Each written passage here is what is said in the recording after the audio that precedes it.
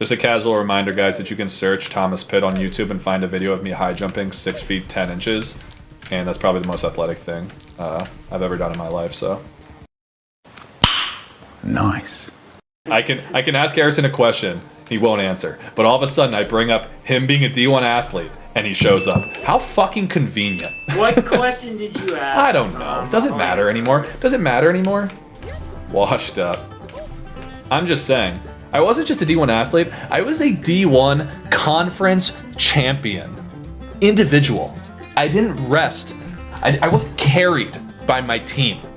Instead, I took it upon myself to win. And you know what I did in the process? Tore my hamstring. Was it worth it? Honestly, probably not, because I have like these incredibly bad hamstrings now, and I pulled one a couple months ago and it was really bad, but you know, I do have a championship. Ivy League athletes don't go for the athletics though. I mean, I got in to the school because I was good at sports. So technically I did go for the athletics. People forget. It's called scamming. And I scammed Penn. You think you scammed Penn. Yeah. Oh yeah. Sorry guys. Harrison. You Harrison brought them scammed. a championship. I scammed Penn. I'm sick. Coach's pet? Probably. But I mean, that kind of just happens when you're the best, like, in that event group. You know what I mean? You were not the best in that event group for multiple years that we were at Penn. Fact. Why do you have to be such a buzzkill? I was the most well-rounded jumper.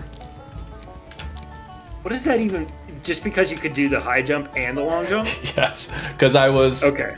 Because I was a contender in both events. I was never a favorite to win any event, but I was contending. You did throwing for 2 years, see?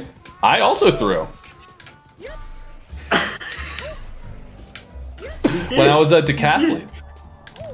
I had an incredible... So if you guys don't know, the decathlon is a track event.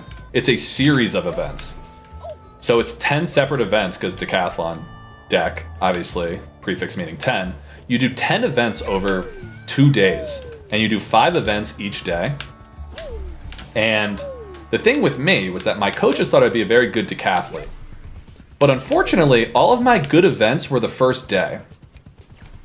And so I did a full decathlon once, and I came out of day one absolutely ripping. Like, probably one of like the highest first day totals in my school history.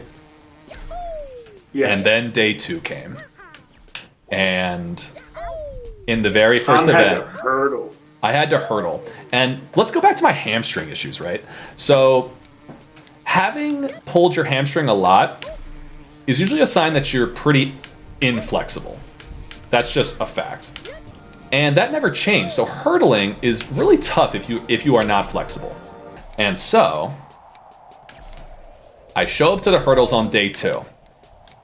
And everyone else in the competition isn't from my conference. It was at the Penn Relays, so it was a bunch of like random schools for people who wanted to come. A lot of people just like East Coast, but no one I really ever competed against. So they didn't know what my day 2 was going to be like. All they knew was that I dominated day 1 and that I was probably probably a force to be reckoned with. So the first event of the second day is the 110-meter hurdles. It is a straight race where you go over, I believe, 10 hurdles. And it's just an all-out sprint. Good collegiate times are mid-13s, I'd say, like for like the people who are the best. I ran a 28. So they could have done that event 2 times in the time that it took me to finish 1. And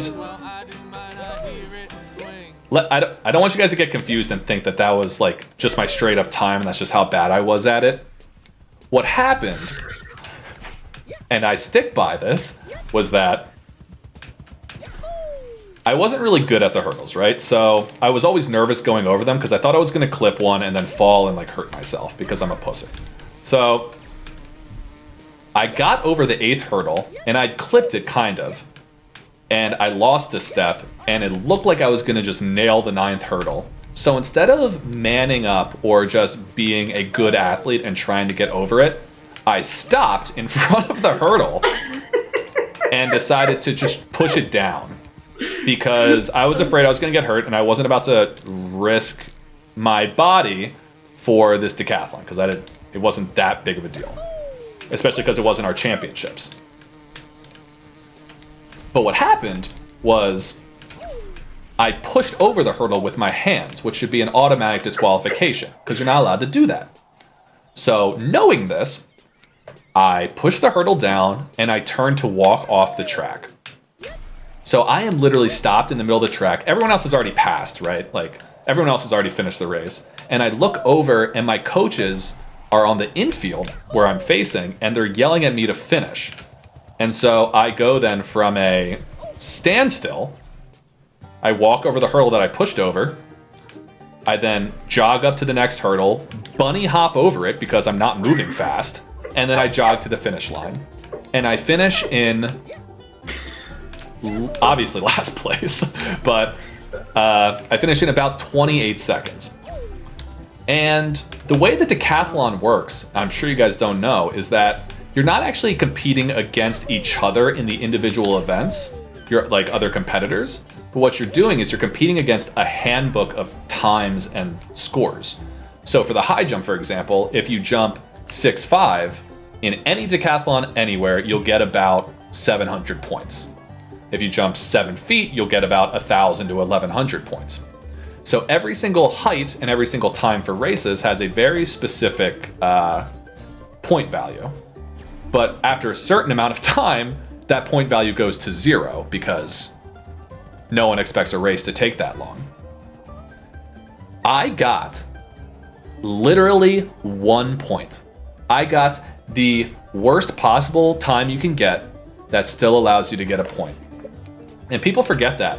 And that's where I kind of shine, right? Even at my worst, I'm still making progress. Yeah, everyone else got like 800 points in the race, and that kind of completely took me out of the running for it. But I thought that kind of showed my resilience, even though I should have been disqualified. So, in case you're ever looking for an inspirational story to write a movie about, just consider me. It's not that Just consider me. Worst score in the country? I actually never even finished the decathlon, Panda. Yeah, the next week we had our conference championships where I would be like long and high jumping, and where I coincidentally set my PR, so in both events. I wish you did competitive ballroom. Yeah, I'm not a great dancer, but people do forget that I did my high school. I did my 8th grade musical because everyone in my middle school was forced to. And it was